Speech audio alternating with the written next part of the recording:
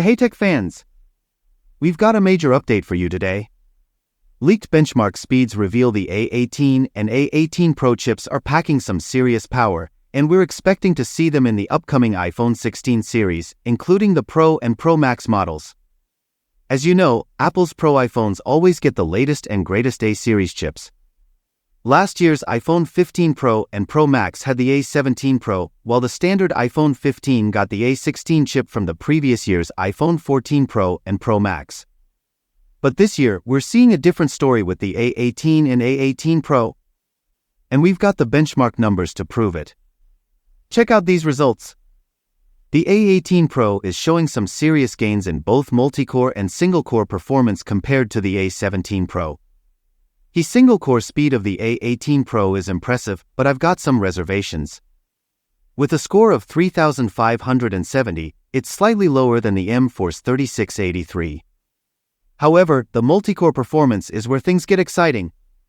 The A18 Pro scores an incredible 9310, outperforming the standard M1 chip found in MacBooks and iMacs. That's right, folks, this iPhone is packing some serious processing power. In fact, it's just shy of the M2's multi-core performance. But what about the other rumored speed? I'm calling it. I don't think this is the A18 Pro, but rather the A18. With a single-core score of 2,882, it's only slightly higher than the A17 Pro found in the iPhone 15 Pro Max. So why are the benchmark scores so close? Well, as I mentioned earlier, Apple has a history of using the previous generation's A-series chip in their latest iPhones. For instance, the A16 powered the iPhone 15 and 15 Plus. And here's what I think is happening: Apple is rebranding the A17 Pro as the A18, but with a twist. They're manufacturing it using TSMC's advanced N3P process, which is an upgrade from last year's N3E process.